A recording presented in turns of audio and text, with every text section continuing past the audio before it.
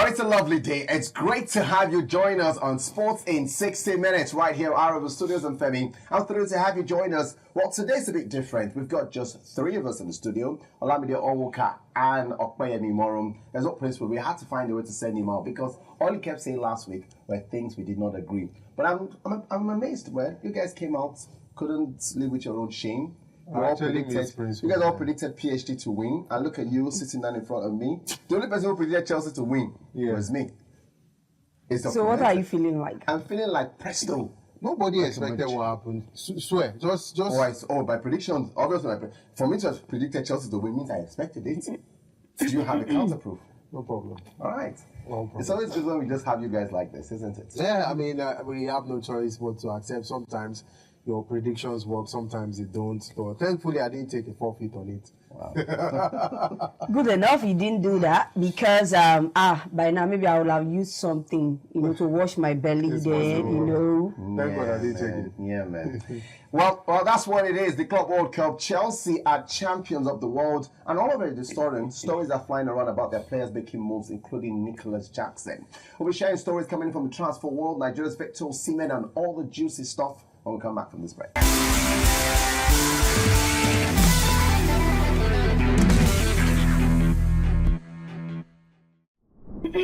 All right, so we start stories from the transfer world and Victor Osimhen. It's like every single week. You know what's annoying about this, Olamide? Every week we get a Nigerian or somebody who is forming representative to Osimhen, giving us stories about Osimhen to Galatasaray. Right? And then you go to the Italian media where Napoli is currently presiding, that's in Italy, right? And those who cover the Serie A give us a different conversation about where the deal is at. As at the last time, Osimhen's representatives in Nigeria, aka the Nigerian journalists, have said, he's very close to Galatasaray. Or they've agreed a figure of £5 million, or €5 million, I beg your pardon. It's getting closer. And then I remember following updates from the Italian media, and they go, look, number one, Napoli are asking for guarantees that Galatasaray will pay a portion of the money upfront, right? And then there will be guarantees for subsequent installments, right? However, because of previous dealings, Napoli are saying we must see assurance that those monies will come in. And at the moment, it has not been. Osimhen took excuse from training this week. Yeah. To finalize the deal. Yeah, but we don't know how long the transfer saga with Victor Osimhen is really a roller coaster at this point, because there's 1 week you're hearing that he's close to a move to Gala. The next week you're hearing that the deal has collapsed.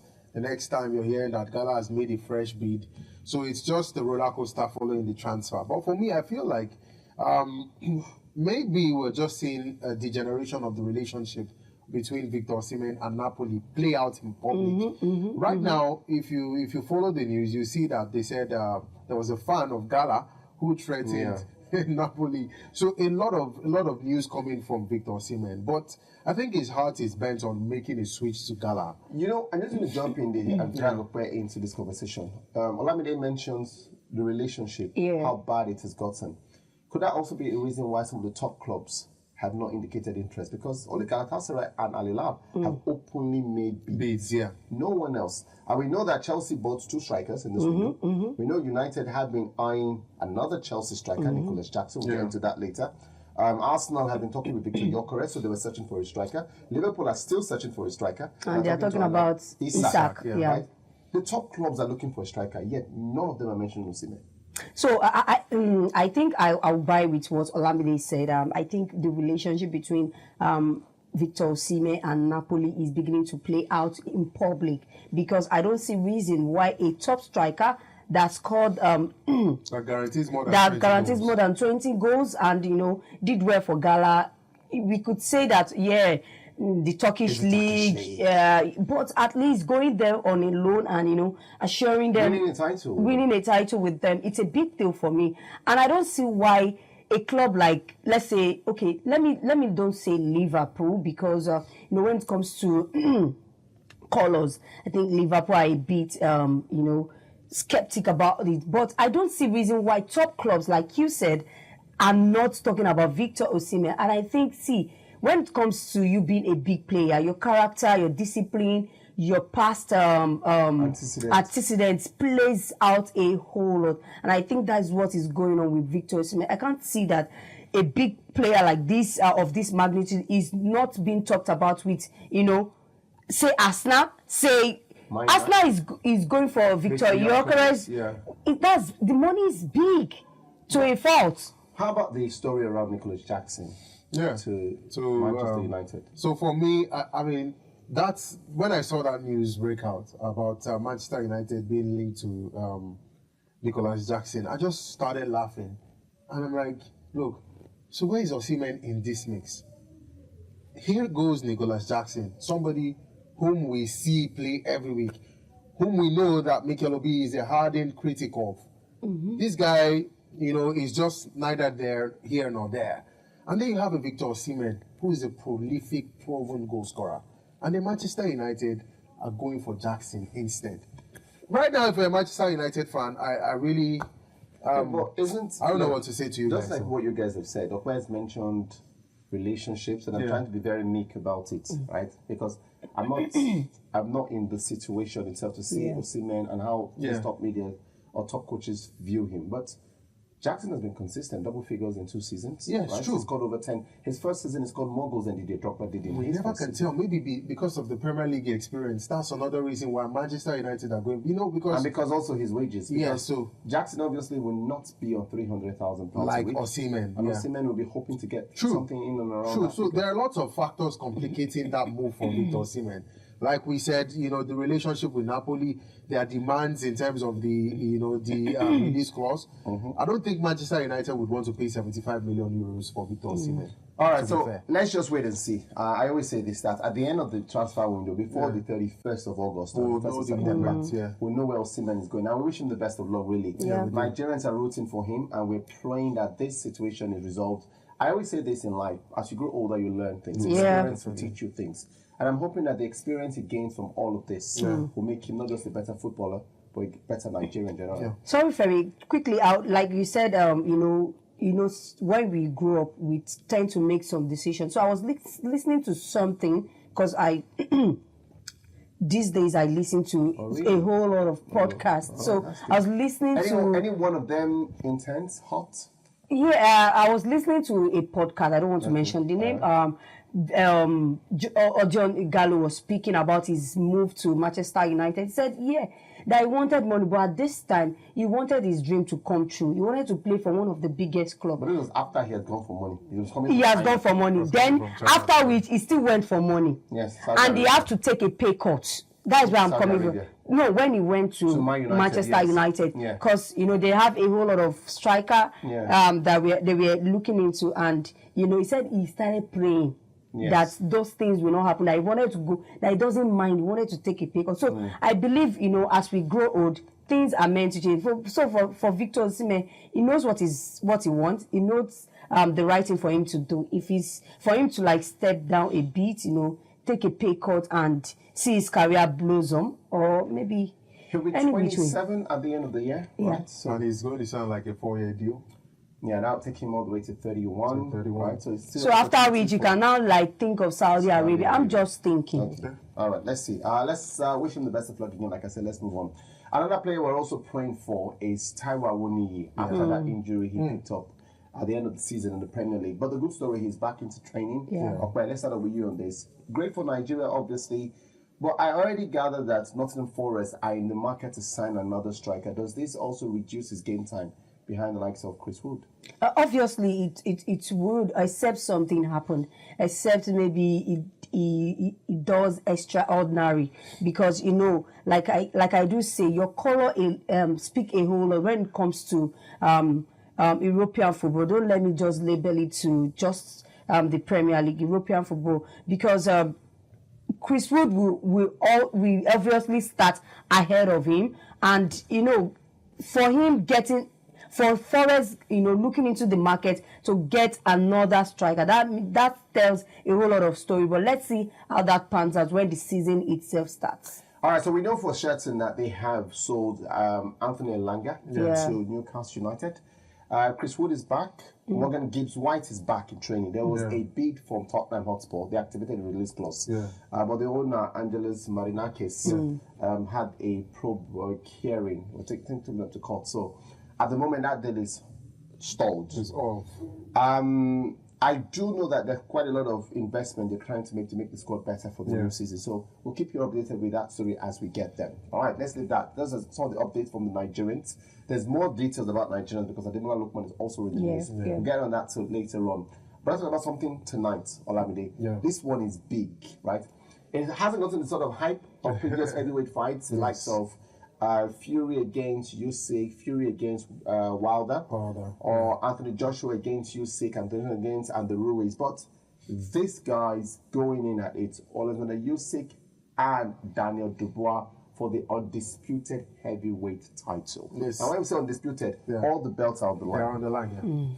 Now, for me, I feel like this is a fight of the year, if you ask me, because here is a chance for one fighter to get all the belts and unify the heavyweight division. This is something that Usyk has managed to, his trajectory from being in the lower division and making that weight switch to the heavyweight, knocking out opponents, winning fight upon fight upon fight, and winning belts in the same. So this guy has made a name for himself to become one person whom I cannot dare underestimate to unify the division. I feel like Usyk is on a mission to unify the heavyweight division. Okay. And nothing can stop him. Not even Daniel Dubois. You are saying Usyk to win this fight? He will definitely beat. We know that Usyk already beat Dubois in the first time. Yes, he did. Although there's been questions about Dubois camp calling him a cheat. Yeah. And now, so we look forward to seeing what this fight. Are you going to make a call on this fight? Who wins? I'm looking forward to seeing Usyk win this. I'm always going for the underdog, so I'm going to go for Dubois. The good thing about this fight as well is that Lawrence Okolie will be having his fight as an underdog as well. There's some undercards, some fights in the undercards. Yeah. So Lawrence Okolie, he also recently moved to the heavyweight division. So he's also fighting on the same night as Tyson Fury and Daniel Dubois. So I feel like it's going to be a very, very wonderful night. We're going to see lots of interesting undercards. But for me, the main event between Daniel Dubois and Usyk, I see a knockout before 6th round. Usyk knocking out Daniel Dubois. All right, so that fight will be on The Zone, right? For those who've got subscription there, you can see that fight live. We can also serve your updates when we come next time about how it went and what it means for boxing. Because already Frank Warren has been saying that Tyson Fury is back in the ring. He actually retired from boxing. Yeah, like you say, you can never keep a great boxing down. We told, I said it that, look, Fury can say, this is not the first time. Neither is it the second time that he has retired. Well, this what third like time? the third time that he's retired, and he always comes back. I mean, when you're a boxer, you can't. I mean, it's difficult for you to just stay. I remember he retired after the fight against Wilder.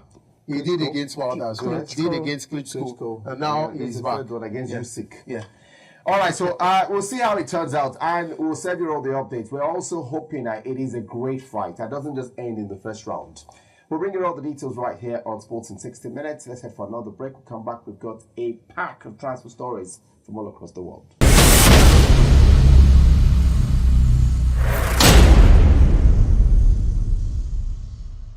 All right, so welcome back, Sports in 60 Minutes. Up there is Olamide.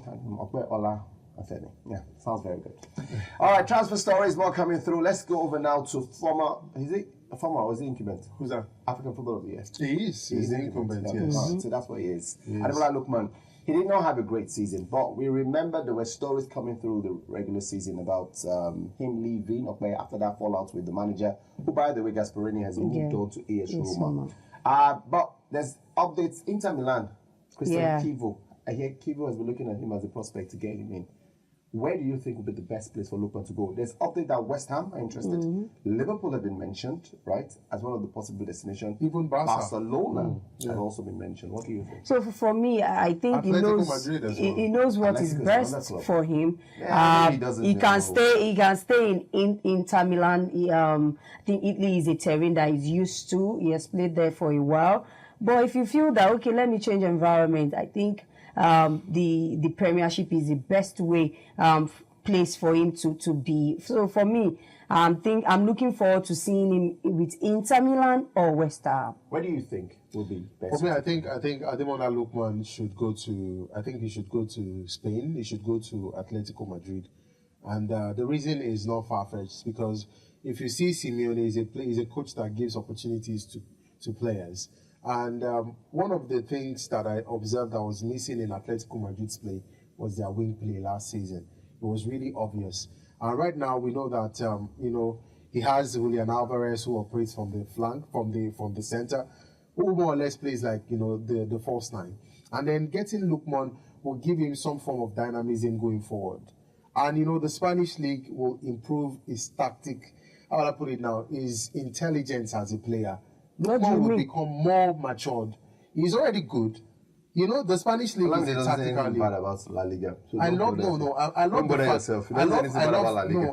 the fact that La Liga.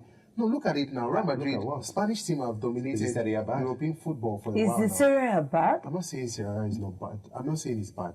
But I'm saying that the quality of football in this league. Spanish La Liga team, only Real Madrid. No. I think that's not right. How many you guys are Champions League? How many Champions League? We are not. No, your words are dominating European football. You get the Spanish national team are current champions of Europe, but that's the national team. So as at club level, how many Spanish teams have won the Champions League in the last 10 years? In recent times. Okay, look, when you're calling 10 years takes us to 2000 and guys, I'm only telling you there are that only two teams that have won the Champions League. The reason I'm saying this, two in the last 10 years, two. That's Barcelona and Real Madrid. I'm saying that if you go in that same 10 years space, how many English teams have won? How many English teams have won? I'm not but no English team is bidding for him. Three. Right now. No, I'm saying three. But no English team is bidding for him. West Ham is bidding for him. No, that's not. Yes, that's so the question. I'm saying he should go to Atletico Madrid. The question was the league itself. The league is a very. How many Italian teams have won the Champions League? How many Italian teams have won? None, actually. Right? None. Yes. None. I said he should go to Atletico Madrid, and he gets. But three English teams have won the Champions League. No, but I'm talking about Italy and. She mentioned West Ham. I'm talking about in Italy and Spain. Yes. I think that West Ham is also not a bad idea. I'm talking about Italy and Spain. I won't mind him going to Liverpool. I want him to go to Spain. I would love if because I think Luis Diaz wants to leave Liverpool, right? Because of the wages he's earning. Yes. His wages are under £100,000 a week. Yeah. And then he looks across the board and sees everybody else in his position Offering him so much. Because Bayern have offered him a lot. I think he'll make a switch to Bayern actually. A lot. He's closer to it. And he's not getting, even Man City at some point were interested in him. So you look around and you see that Darwin Núñez is earning a little more. You see that Mohamed Salah is on £400,000. Yeah. Even Gakpo is on 120. And you ask yourself that, okay, I play as many minutes as these guys, and I'm very influential in this team. So why do I end the list? Yeah. So I don't think it's a problem. I think that if Lookman gets the opportunity to move to the any club, I think any clubs that gets Lookman now. Inter is not a bad idea. Me, I don't like to. Yeah, Inter is not bad. Like I said, Inter or West Ham. Look, if he moves to Inter, it's because Inter direly needs some injection of pace in the attack. Yeah, they really need that injection of pace. It was very obvious against PSG in the UEFA Please, Champions let's don't Even talk in the about Club the World past. Cup, it was very obvious. No, Inter there. They were there now. They lost to Yeah, they Flamengo were now. there. 2-0 to Flamengo. Do you know how bad Inter's road was? I did not even remember them. They lost. That's how bad. They lost to Flamengo. Oh, I remember. Yes, They lost to Flamengo. Lautaro Martinez, I think, hit the woodwork. Man, the performance was so bad though. It's really, that's what I'm saying. That I if he couldn't gets tell there, you. they really I need can't that injection of remember. pace. You know how I remember everything? Okay, this one played, but They have a terrible run. I remember RB Salzburg. Yeah, I Salzburg remember were there. Salzburg. I'm like, they were bad. They were awful. Atletico Madrid, they were bad. They were It is awful. what it is. And then I'm It like, is what it Inter. is. I don't remember Inter. Wow. No, it's unbelievable. All right, let's go to another striker story, another attacking player story. Alexander Isak. Now, we know that Newcastle United, it seems Newcastle are resigned to sell because of PSR issues. They've already been linked with Hugo Ekitike, the guy for Eintracht Frankfurt. But I'm still trying to wonder what people see in Ekitike? Yeah. well, I think he's a very good player. It's good. Maybe you've not really watched him play. I feel that he's in the mold of Isak, lanky, fleet-footed, very quick. Yeah. Right? Isak became a good goal scorer while he was at Newcastle. Isak, yeah. As a goal scorer. He was a good player at Sociedad. He wasn't very good at Dortmund. But he became a goal scorer, complete goal scorer at Newcastle because the sort of goals he scored in the box. Yes, Isak. Yeah. So I think that this guy is in that same trajectory. He can, because remember, he played at PSG. Couldn't break into PSG start 11, then moved to Frankfurt. Yeah. And now he's become a better player. We hear Liverpool are the front runners for him. Yeah. For me, I feel like Isak making a switch to Liverpool will be a massive leap for him. Like, looking at the place this guy is coming from Real Sociedad, moved straight to Newcastle became an instant hit. Now, he has developed several aspects of his game to become a very, very good goal scorer. So, at this particular time, if he makes that move to Liverpool, which I feel that Liverpool will be forced to sell Darwin Núñez, because you can't have Darwin Núñez and Isak. But who's going to buy Darwin Núñez? Napoli are here. Napoli have got some looker from Indonesia already. That's the thing, but I think that they still want to get. I think their priority striker is not Darwin Núñez. No, but Lukaku is there. Yeah. You let Lukaku go. I think after you bought Lukaku was a starter for Udinese. I guess for Udinese, he sits on the bench ahead of Lukaku. But do you not bring a third striker? So when there are other areas of the team that need strengthening. You're right. You're quite right about that. But sometimes Atletico Madrid, though. Atletico Madrid, no, but he'll be linked with Darwin Núñez. You think Núñez will start ahead of? I think that what he will do is that he'll play two strikers. They probably will just move to Yeah, there's tall one and small striker. I don't forget he has Solot as well. Well, he's got Solot as well. Solot again, I feel, is not a top team striker. I think he's a guy who, whenever he needs someone to come back, like a super sub, comes on, does what he needs to do, and goes back to the bench. Because despite top scoring in the Spanish La Liga, I don't think he's done enough. Yeah, I also don't think so. But all right, let's leave it at that. Let's go to Rodrygo. He's linked with a move to Liverpool. Seems like as if everybody's linked to Liverpool. Rodrygo, Abi? Yes, and Arsenal. He's linked to Liverpool and Arsenal, but we know Arsenal looking to Gyökeres, and the price Real Madrid want to sell him. 100 million. 100 million. It's crazy. So I think it's only Liverpool that can cover that money. For Arsenal, You'd be shocked, actually. You'd be shocked that Arsenal have that fund. Do that much Arsenal? Yes, now. In transfers. I don't think they want to spend that amount on Rodrygo. Zubimendi. They brought in about 50 million for Norgard. Yes. 5 million for I think Kepa. it was about 50 million for Zubimendi as well. Yes.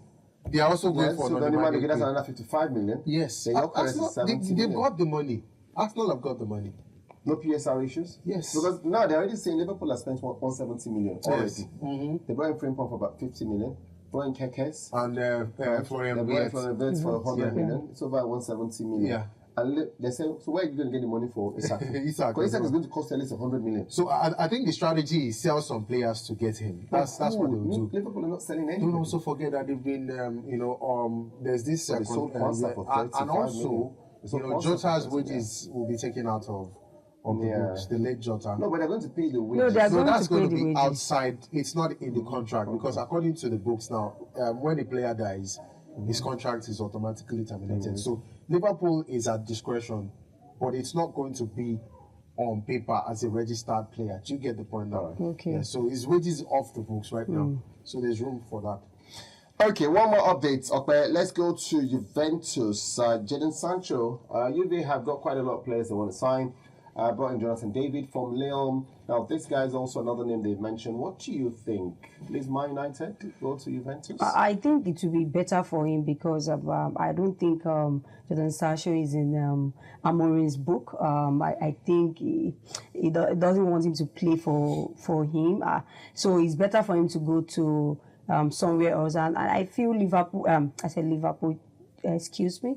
I feel Juventus is a good place for him to go. A player like him, I think he function well in teams that are big in terms of history and name.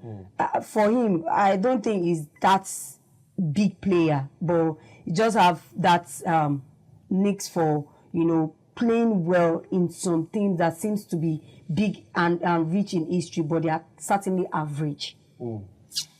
Well, we'll wait to see what Manchester United does at the end of the season, or the start of the season. More to say, the season has ended, right? And the season starts in August. So we're counting down with the transfer stories. I would try not to ask the guy what he'll do this weekend because Principal is not here and he always comes up with one conspiracy story.